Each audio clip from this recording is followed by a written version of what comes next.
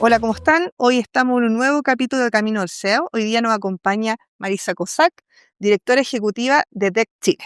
Muchas gracias, Marisa, por darme la oportunidad de conocerte más en tu trayectoria laboral. Bueno, muchas gracias.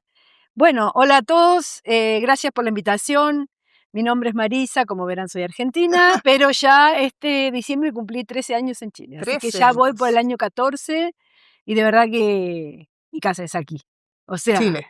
Chile es mi casa y bueno, y los últimos, imagínate, 14 años de trayectoria, de verdad que muy bonitos y muy increíbles. Así que muy contenta de estar aquí. Me reciben muy bien. Justamente ayer pensaba una cosa que a veces cuando uno pregunta algo, en algunos lugares como que me contestan en argentino, ¿no? ¿En serio? Entonces, por ejemplo, ayer estaba en un mall y le pregunté al señor dónde era y todo el camino de recorrido que me dio me lo dijo en argentino. Y me parece una señal de tanto cariño, como cercana, ¿no? Y de verdad que dije, bueno, qué lindo que también a uno lo reconozcan Sí, y que sea así de cariñoso. así Así que es. así me siento aquí. Qué bueno. Nos Sí, alegramos mucho. sí. Marisa, y si ahora empezáramos a recorrer un poco tu recorrido hasta donde estás hoy y te preguntáramos cómo fue ese primer trabajo y cómo ese primer trabajo marcó en la posición que está hoy día. Bueno, mi primer trabajo se remonta a muchos años atrás, porque yo estudié ingeniería informática en la Universidad de Buenos Aires y en aquel momento, cuando yo estudié, era como que era algo que no se conocía. Ahora, después de los años, por ejemplo, muchos de nosotros que vienen del área de tecnología escucharán la frase, pero esto es un if, ¿no? Estas cosas. Bueno, en aquel momento esto es un if no existía. La gente no entendía lo que era lógica y demás.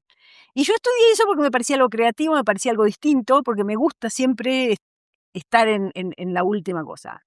Estudié informática y a través, bueno, es largo el cuento, pero me nombraron directora técnica de un proyecto en la Biblioteca Nacional de Argentina que tenía que ver con la digitalización de la hemeroteca. Había que tomar todas las revistas antiguas del año 1800, pasarlas por escáner, los escáneres originales, y armar una base de datos con todo ese material escaneado y con todas las referencias. Entonces trabajábamos técnicos, en ese momento, bueno, yo era una ingeniera junior, y trabajaban bibliotecarios que tenían que clasificar. Y eso como que fue mi primer gran responsabilidad, ¿no? Porque para mí era una responsabilidad enorme digitalizar eso. Después eso siguió con la digitalización de los libros y entonces hicimos un sistema para que los lectores de la Biblioteca Nacional pudieran acceder a información que necesitaban. Así que de verdad como que fue todo un desafío, ¿no? En una época donde, te estoy hablando año 93, una época donde, Este tipo de cosas no era, claro, claro, era disruptivo. bueno, no debiera decir así tanto los años porque me delata, pero lo que quiero decir es que eso me marcó mucho. Entonces, hoy día, cuando uno escucha de la tecnología y la IA y lo que se viene, yo pienso todo lo que pasó, ¿no? Todo el recorrido. Todo el recorrido. De hecho, cuando yo estudié, estudiábamos con tarjetas perforadas, que yo hoy le llego a decir a alguien, una tarjeta perforada, y la gente debe decir, pero esta señora de qué era viene. Y así era. Claro. Hacíamos los lotes de no sé cuántas tarjetas y bueno, y así evolucionamos. Así Claro, te que tocó dirigir efectivamente, como dices tú, un proyecto súper temprano y súper sí, sí, disruptivo al sí. Yo momento. era muy joven en ese momento y de verdad que era un tema súper disruptivo. Nadie se le ocurría, la gente no sabía ni lo que era un escáner, la verdad. O sea, estamos hablando de ese nivel, ¿no? Entonces, para mí a nivel tecnología, y ahí como liderar un proyecto, que bueno, después uno como dice, lidera toda una organización, pero liderar un proyecto es como liderar una organización, porque uno ahí tiene que hacerlo, digamos, los planes de trabajo, armar la estrategia, hablar con los proveedores. Me acuerdo que venían los proveedores y había que negociar con los proveedores, cosa que yo tampoco nunca había hecho. Después los proveedores me acompañaron toda mi carrera, pero quiero decir que era aprender un montón de cosas que la universidad te largaba así como, bueno, ahora ya sabes el if, ahora aplícalo. Bueno, lo estoy Sí. simplificando, pero ahora aplícalo, pero después había todo algo alrededor que uno se lo tenía que hacer el camino solo.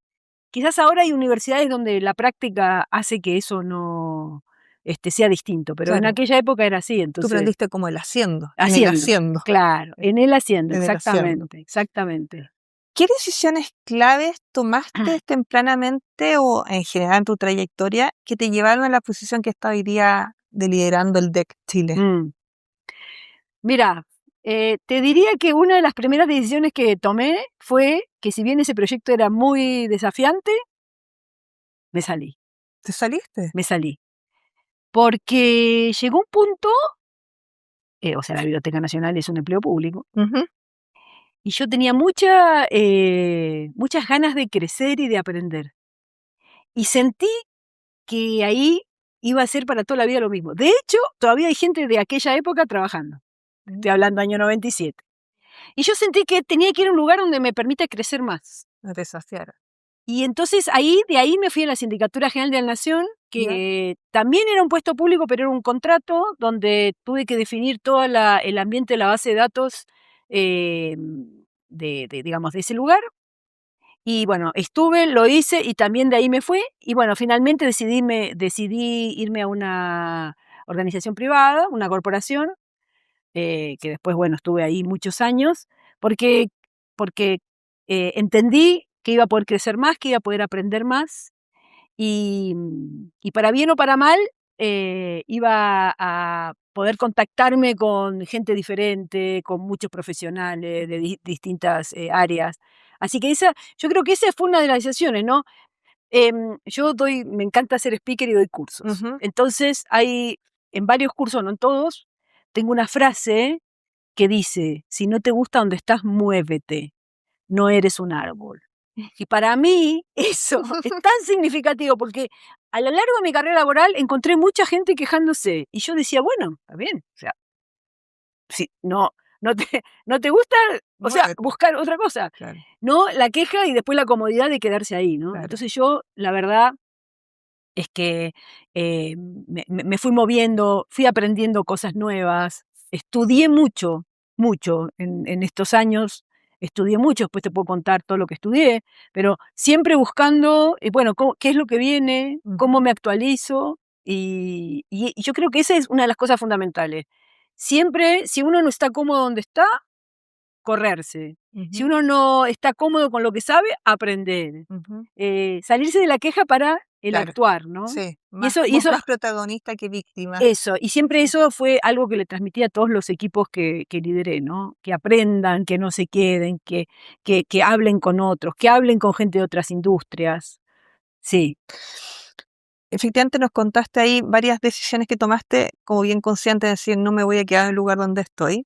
Eh, y obviamente eso significa que viviste momentos bien significativos, importantes. ¿Te acuerdas uno que sea como relevante y qué habilidades tuyas tuviste que sacar para poder resolver esa situación?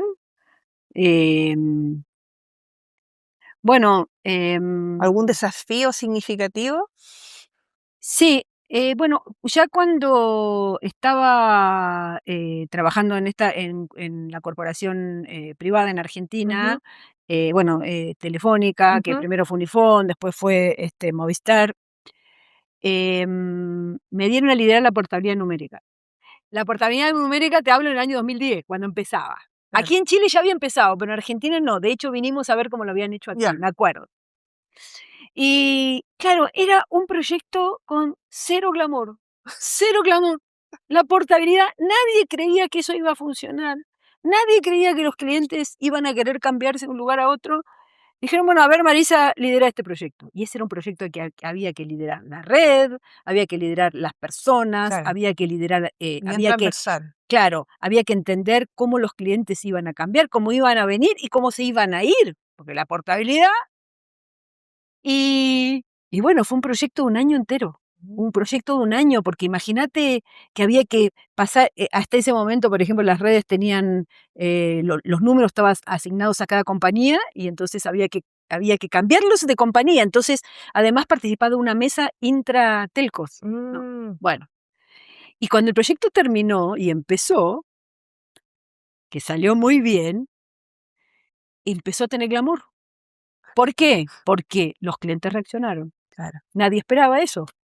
y los clientes empezaron a A mover. pasar, y entonces ahí todos se empezaron a meter, y vieron que era un negocio y demás, pero de verdad que empezó como un proyecto como, bueno, a ver, Veamos qué pasa. veamos qué pasa, y también el desafío de aceptarlo. Me acuerdo, mira, vos me pedís un desafío. En ese momento yo tenía un rol en una compañía, gerente de, creo que era gerente de calidad. Y de repente me dijo, Marisa, desde mañana no sos más gerente de calidad, ahora liderás un proyecto. Y lo que uno siente cuando te sacan de un rol a liderar un proyecto, mucha gente tiene miedo porque dice, ¿y ¿Qué cuando pasará termine en el el proyecto, proyecto? qué pasa? Claro. Yo dije, bueno, si me lo están dando es por algo, y cuando termine el proyecto habrá otro.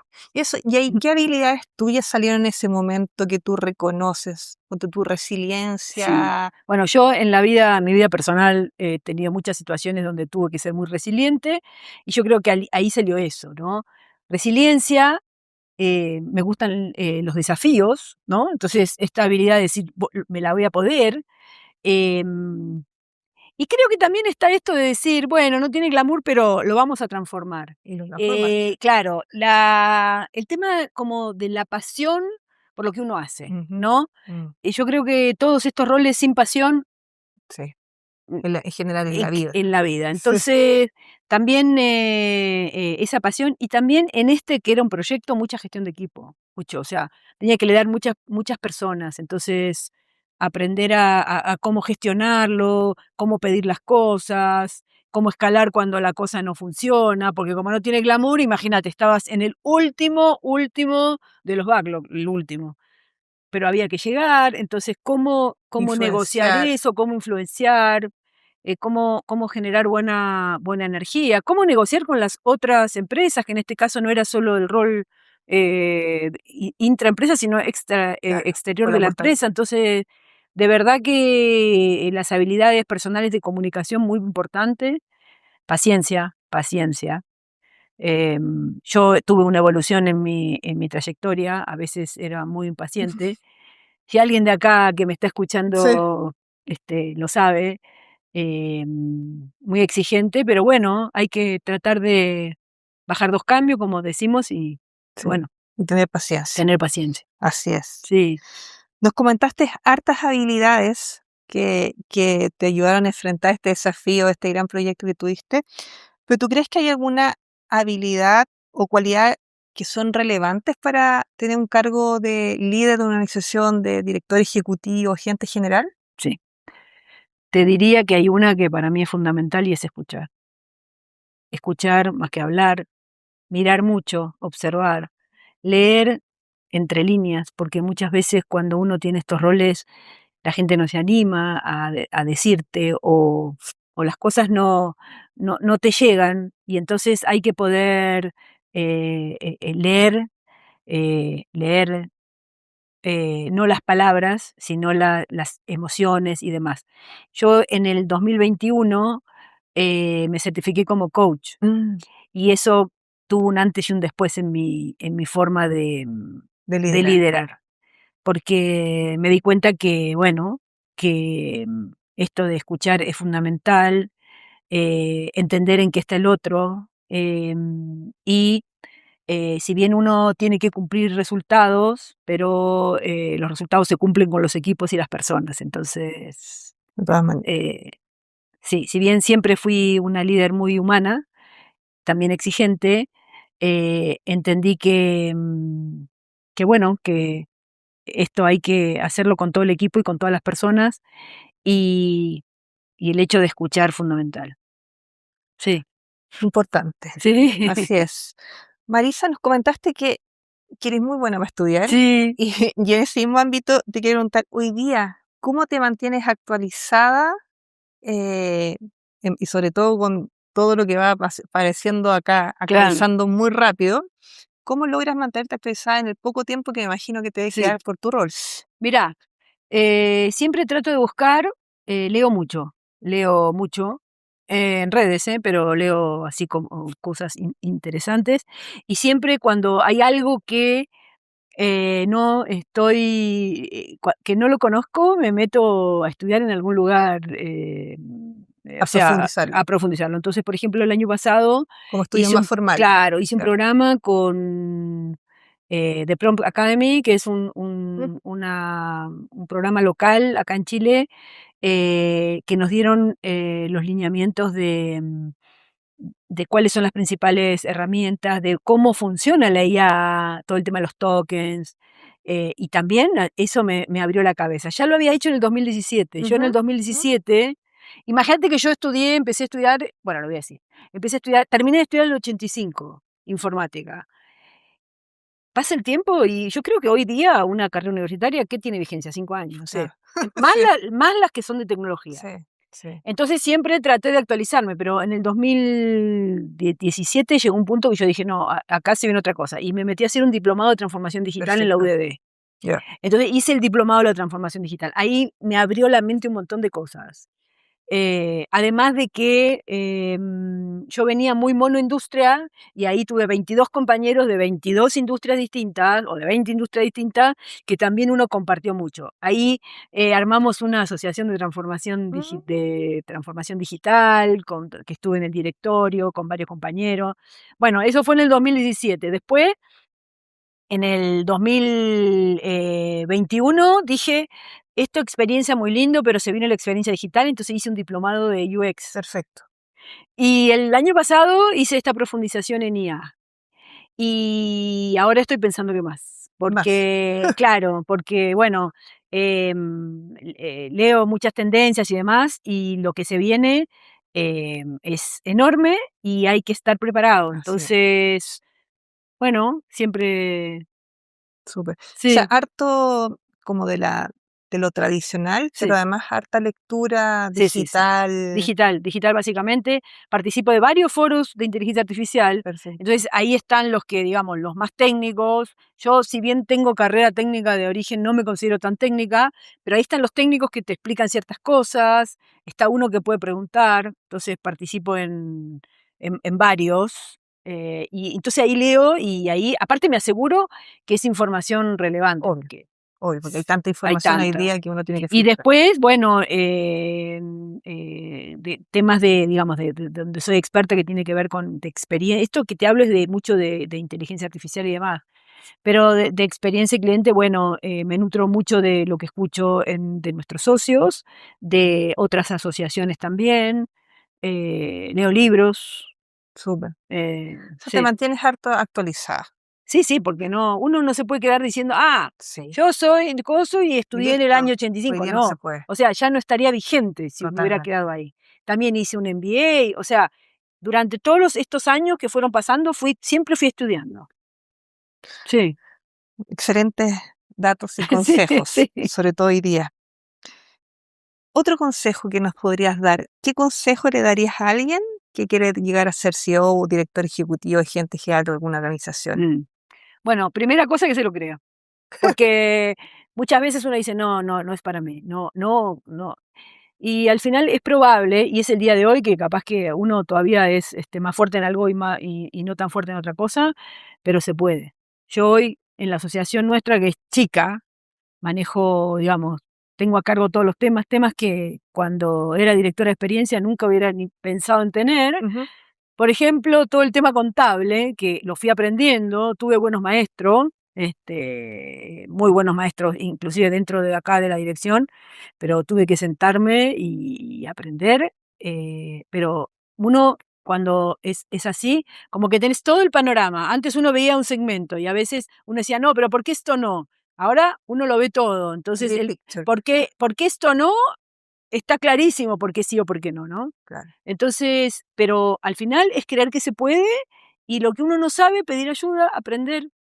Hay cosas cuando uno es, digamos, líder de toda una organización, nuestra organización es chiquita, desde ya les digo, pero igual hay cosas que uno sabe y uno que no, y bueno, hay que pedir ayuda. Lo que uno no se siente tan seguro o profundo Obvio, y hay que pedir ayuda. así es. Así que diría las dos cosas, creerse que se puede y pedir ayuda en lo que uno no es experto. Experto, Sí, efectivamente. sí. Marisa, y pensando ahora un poco, ¿cómo equilibras tu vida profesional con tu personal? ¿Te das tiempo para, no sé, Mm, gimnasio, yoga u otro tipo sí. de cosas que te ayudan a despejarte un poco? Bueno, yo, ¿Logras equilibrarlo? claro. Yo te diría que cuando mis hijos eran más chicos fue un poco más complicado equilibrar.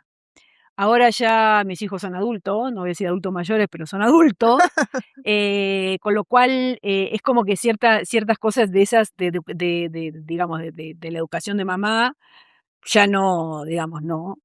Entonces, yo sí tengo, voy al gimnasio, tengo mis hobbies, viajo, porque yo vivo aquí, pero toda la familia vive en Argentina, entonces también viajo, y